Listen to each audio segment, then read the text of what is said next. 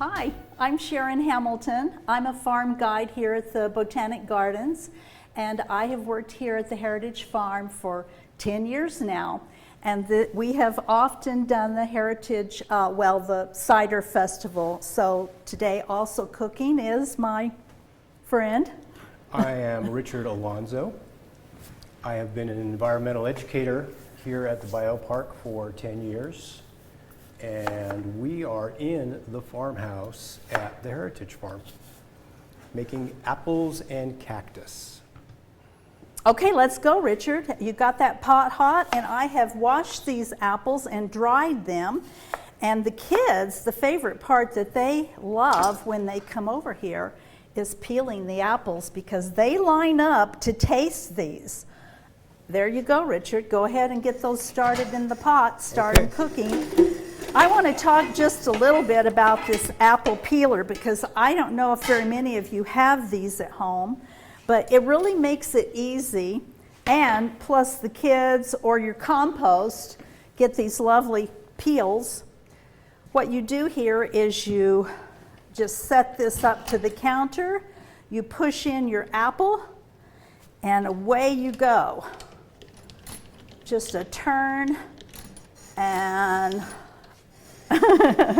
I've been here before where the children lined up at the door to get a bite of this, and also they love to take turns spinning.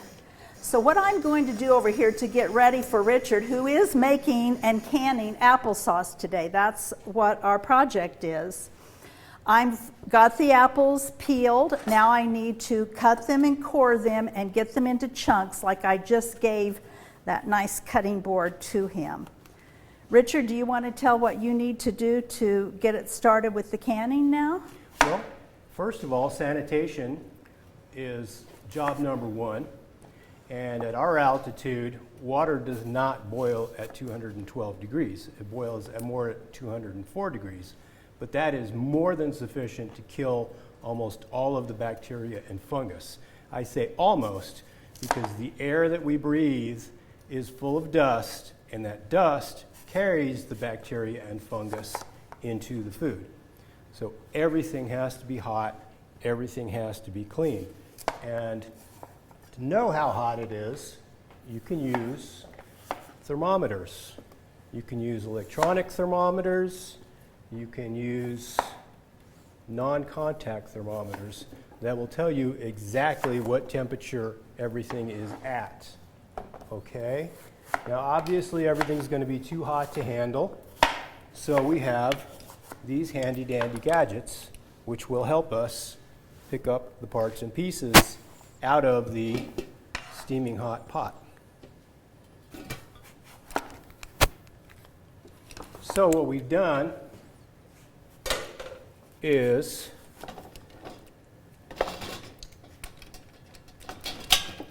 cooked our jars in boiling water. We're going to take these hot jars, fill them with hot food, and top them off with lemon juice. Lemon juice helps to kill the bacteria in the food. Unless that food is very, very acid, it's not going to be able to protect against bacteria. So we use lemon juice to top it off, kill the bacteria, or at least limit them. There are certain preservation processes that are not exactly complete. Canning is one of the more reliable ones. Freezing is not reliable. It inhibits bacteria, but it does not kill bacteria. Therefore, if you've ever had a pork chop that you pulled out of the freezer after a year, you know that freezing is not 100% reliable. Okay?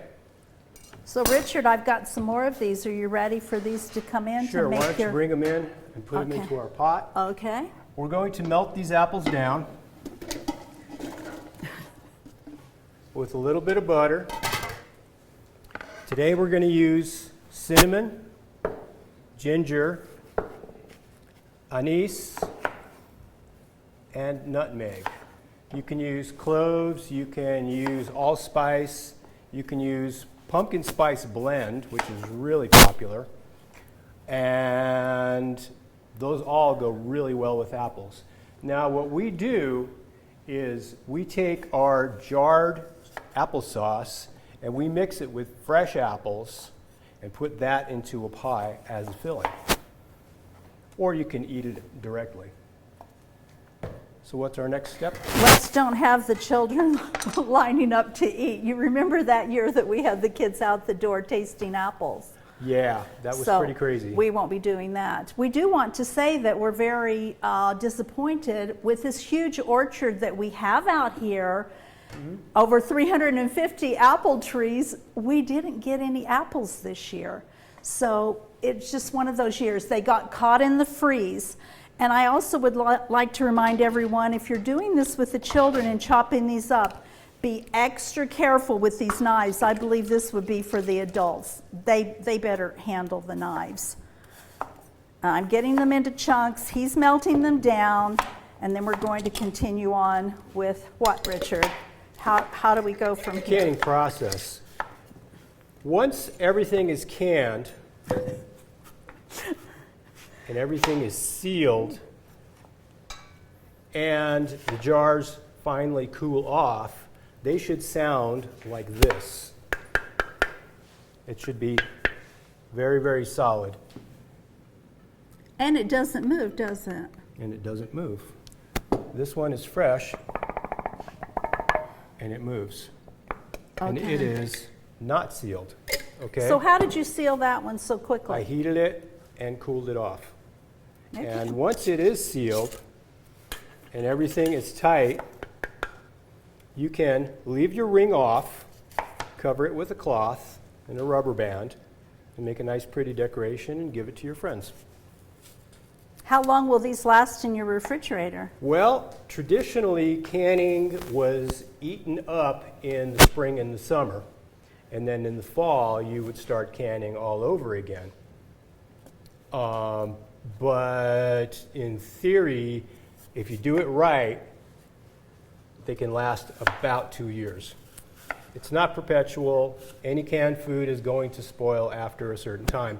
And not only are the bacteria and the fungus going to get into your process if you're not careful, but the oxygen at the top of your jar is also going to affect the flavor of the food. You're going to know when it's bad because it's going to smell bad, it's going to be slimy and bubbly, and you're not going to want to eat it. And when you do open one that is well sealed, it's going to sound like this, just like that. Okay? Top will not come off until you push it off. I don't think the kids are going to wait that long to eat these because this is going to be really yummy. Probably not. I mean, if you How have, are you sweetening these? generally we use brown sugar Okay. and a little bit of butter. I didn't bring any today, but Okay. these apples are pretty sweet. I tasted them a little while ago, and they should be just fine. They're also pretty sour. These are Granny Smiths, and they are quite sour. Therefore, I'm not going to have to use that much lemon juice in order to acidify the mixture. As I said, acid will inhibit the bacteria. Probably won't kill it, but the heat will definitely kill it. What are some of the other things that we can do with this after we have it canned? We can use it as applesauce or a pie filling. Or baby food. Baby food? Wonder if you could make this into a smoothie then. That sounds appetizing to me, having Entirely possible. an apple smoothie. Entirely possible. And especially with us all staying at home right now, this is a good time to go out to get your apples. Sure This is. is the fall. All over the city of Albuquerque, there are many different stores that you can buy apples, and probably even some of the farm stores down in the valley might have Buy a lot and apples. put them up. Otherwise, you're going to have to put them in the root cellar. And root cellars are generally about 40 degrees Fahrenheit and about 80% humidity. So in Albuquerque, that is a pretty unusual condition. You can also dry apples, slice them and dry them. Drying has traditionally in the Southwest been the primary form of food preservation. In fact, it has kept civilizations alive for thousands and thousands of years. We've been living on dried beans and dried corn in perpetuity. provided there are beans and corn that we can store. There have been actually wars fought over those in times of dire need. So drying food is enormously popular. You can also smoke food. You can freeze it. You can pickle it in acid medium, such as vinegar or lemon juice.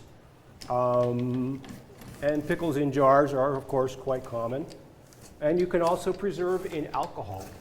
Alcohol will kill just about any germ out there.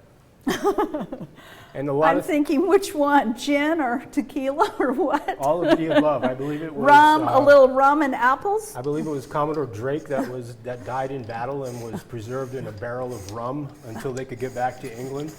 Okay, So it works. I'm not sure that very many people will have a root cellar here in Albuquerque. No, they sure don't. So we might think of a cold place in your home to store your apples.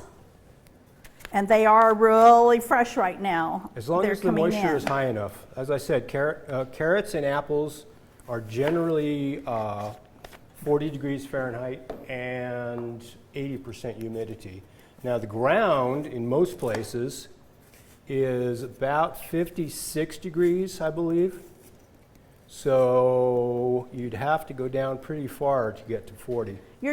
I see you're just tossing stuff in here. There's and not really a recipe I need measurements or measurements of. Well, okay. I would tell you that for cinnamon and ginger, which are relatively mild spices, I would use about a teaspoon per pound of apples for those. And for the stronger ones, such as nutmeg and allspice, I would use probably a quarter teaspoon of each. So basically you're saying it just depends on your taste buds. If you like the taste and it depends on the strength of the spice. Okay. You don't want to overwhelm it, but you also want it to be nice and Christmassy. And usually what happens is when we do this in the farmhouse and people walk in, they react immediately to the smell. And they'd be lined up over here with their waiting for samples. I'd like to talk just a little bit about my job as a volunteer for the Heritage Farm and when I do story time. And this is my apron that I wear. This is my farm guide uniform. We wear aprons, and a lot of times if you come on the Harvest Festival, the Cider Festival, we have white aprons with an apple embroidered on it.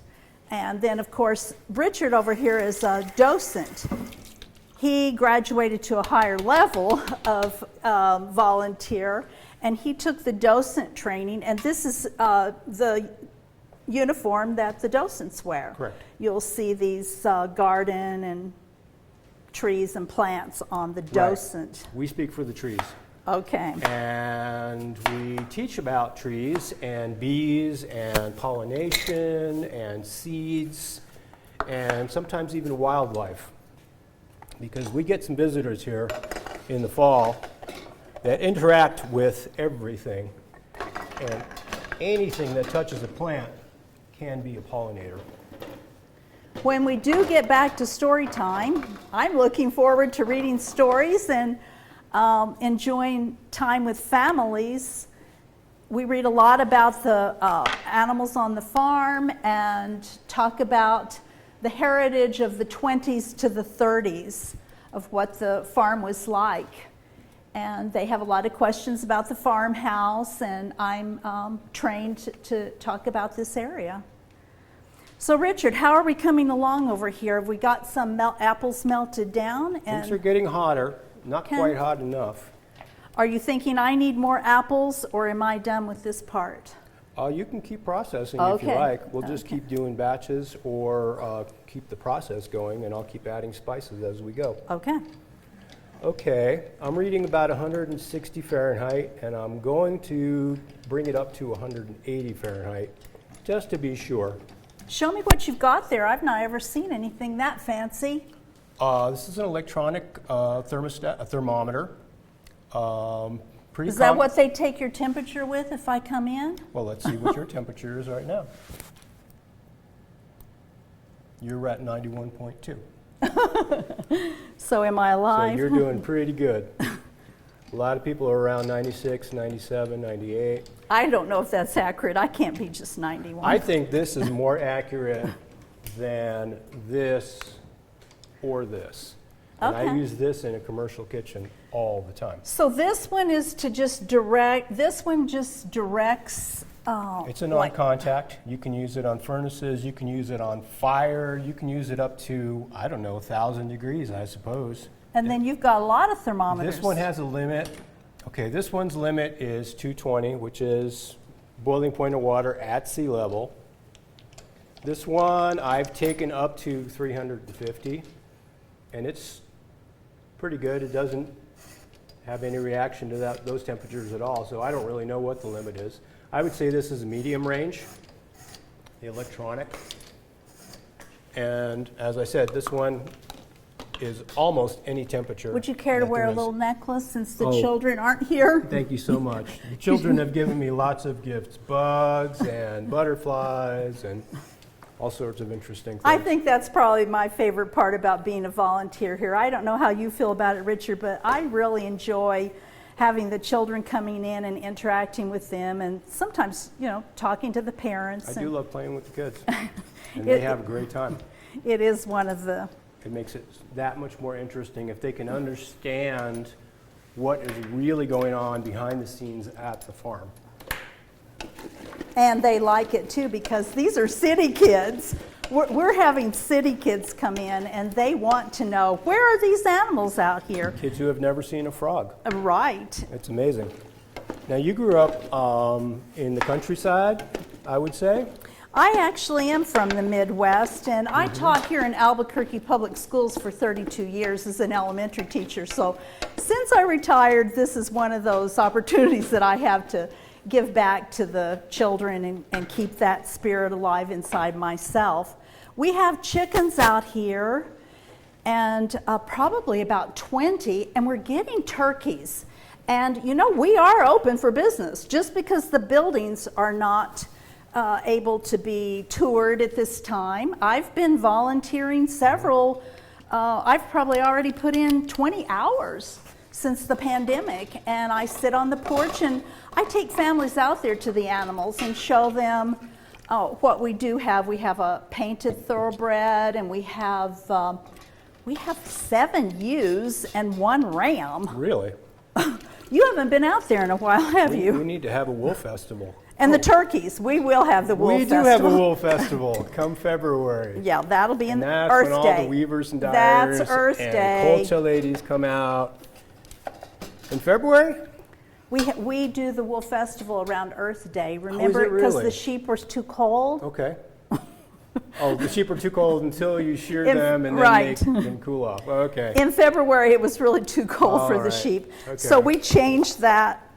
Since we've been doing this 10 years, you remember we had to change it to a warmer time Because we didn't want to freeze the sheep. because the sheep were too cold. Okay, part of the process is heating up the lids and the rings. So we're going to do a few of those. About how long do those have to stay in there? Being metal, they're going to get up to temperature almost immediately.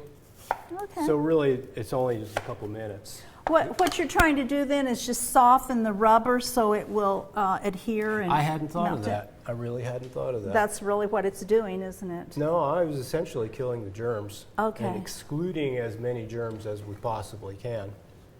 Okay. So that was the process. So now we are just about up to temperature on our filling, which is simmering nicely, as you can see. It's not quite cooked long enough to mash, but we're still going to can it because it is hot enough. This is also clean, and now it's hot and Now clean. it's sterilized, right? Hopefully. And this doesn't have to be totally cooked down or anything?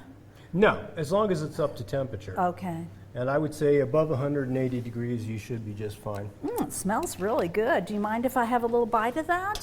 No, go right ahead.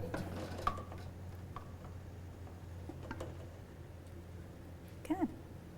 Put it on the cutting board. Okay. Is it soft enough? Oh, this one that I picked is really soft. Okay. Oh, yes, that's delicious. Oh, and it doesn't need sugar. That's what I was saying.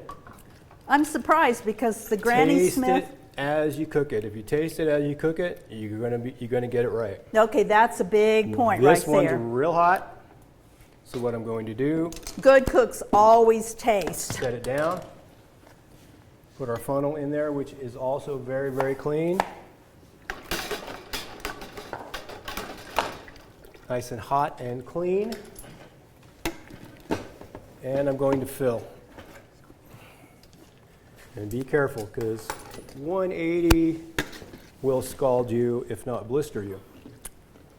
Okay, I think I'll just step back for that. Not a bad idea. And usually when we do this, we rope this part off so the public can't come back here to the pot, but they can come up and taste the apples. So what I'm going to do is with fruit, I want it to be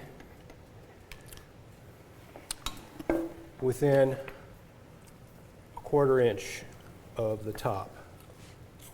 And that is not quite there. So I'm going to take a little bit more juice.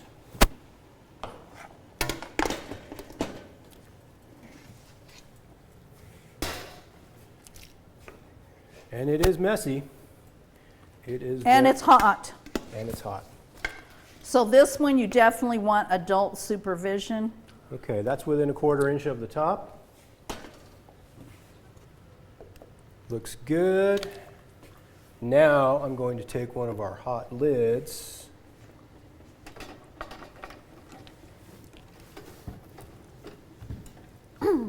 Place it on the top, hopefully without touching it.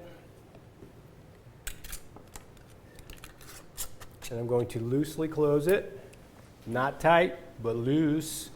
Put it back in the hot and leave it in there for another 20 to 30 minutes, okay? With fruit, that's generally the idea. And the water of the temperature, is it boiling right now Not or quite. just simmer? That is right about 180. Okay, you want it just to simmer on it. Just a low simmer. But again, use a thermometer. They're Okay. cheap, they're readily available. You'll know exactly what you're dealing with. Okay? All right, are we about ready to wrap this up? One thing I did forget was to top it off with lemon juice. But I think these There was plenty. It tasted delicious. I think these Granny Smiths are sour enough to where they're going to really inhibit the bacteria and oxidation. So this should last a good 3 to 6 months. All right, that sounds great. Now, Are you something going to taste it and see if you think it's the right? I can do that. I thought maybe it could have used a little more spices, but you know I tend to like cinnamon. What do you think? A little bit sour, a little bit sweet. It's delicious, really. Really not bad. And I'm really a sugar freak, so. Now, normally, we have probably 4 or 5 different species of apples That's true. here, and we press cider for what, 3, 4, 5 days Yes. beforehand? And when you mix those flavors of all the different types of apples, you get something really, really special. And that's why people want to come here and buy the cider. We have absolutely delicious cider, and I do believe you'll find that in Albuquerque, in some of the farm stores and the fruit stands. They'll still be selling cider this year. Just we had a bad year with the last freeze. It just took our fruit. To be fair, the apple trees only produce every 2 years. Was it 2 years ago that we had a huge crop? At least 2. It was so At many least 2. apples we couldn't keep up with it. And we Okay. even sold cider after the cider fest was over. Yeah, we had lots of leftover. We also sell that cider vinegar too, don't we? You see my tongs? These? No. The other ones. Got them? Okay. Okay. So the other thing that we like to do is mix fruits in with the apples. And you can add a lot of color and a little bit of flavor by throwing in blueberries, raspberries, Probably. Could you put, blackberries. you know, you We could, also have mulberries right here. oh, in- do they have some mulberries right out here there? on the Rio Grande. Okay. And traditionally people ate those a lot. But today we got something special for you. We have cactus fruit. Is that a prickly pear? That is a prickly pear cactus, and these thorns around the crown of that cactus will go under your skin and they will never leave. It takes weeks for them to get those back out. So, thank you. So what I'm going to do is get rid of the thorns. Traditionally, you'd put them in embers in a fire, and the embers would burn off the thorns. You can also try to rub them off with a scrubby, but I guarantee you when you do that, you're going to get some in your skin. And hopefully, this will get almost all of them off to the point where we can actually handle it. So basically, you're using that for the coloring of the That's exactly what it's applesauce. going to do. Just make it pink, a pretty pink. You can buy prickly pear syrup, which is used for coloring on desserts. It's actually used traditionally as a dye because it is so vivid. It is a deep magenta color. But as a fruit, it doesn't really have any particular flavor, somewhere between a pear and a strawberry, I would say. So now I'm going to try and rinse off some of those. So we have these And prickly scrub it. pear fruit all over Albuquerque, and I know you can buy prickly pear jam, prickly pear jellies, Sure. and they're ripe right now. These are harvested right here in the botanic gardens that you can go out and pick these when you see them. Oh, did you already get a sticker? Is what- Always, every time. Every time, okay. And I tell you what, if I was lost in the desert, that would be the first thing that I would be looking for. Look for the prickly pear to Look eat. for the prickly pear. It has a tough skin on the Could outside. you show the inside of that before you even? Oh, okay. You're going to. Yeah. Okay, he's going. He's going to show And you. There you go. So as you can see, it is a deep, deep magenta. Really, really good color. Are those little seeds? Those are seeds. And if you look, you can push them out. And is that edible It too? is full of seeds. In fact, that is the way to identify bear scat in the mountains is by the seeds. Well, now there's a tip for you kids. In case you're walking around and you don't know what's around you, look for the seeds. So then, the flesh is that little layer right there. And if you're really good and you're good at skinning a fish, you won't have any problem doing that. Let me just move this back. Throw a few of those in there and you're going to have pink applesauce. I've heard some mothers say before that they put Red Hots. Red Hots Red Hots, that candy. for that intense cinnamon flavor. Yes, and they get the coloring Kind of like Vietnamese cinnamon. because they melt. That's true. Okay, we're already starting to get some pink. Good. And that was And a there's a surprise. And that can't come in here. Those are not edible, the Which? seeds and, oh, probably don't, they don't want it in their teeth. They're really hard. They're really, really hard. May I But take, if you ate the fruit whole, I suppose they would just pass through you the way they do with the bear. okay, well, they like to talk about that. Scat? Scat is a major topic of discussion with kids. Well, If you're not- Richard, I think that we're about out of time, and I do appreciate all you've done to show us this process in canning. And I'm thinking next year we're going to be here having the kids come. What do you think? I hope that next October there are 1,000 of them and we can feed them all cactus and apples. I want to see them lined up out the door. Bye, kids. We'll see you next year.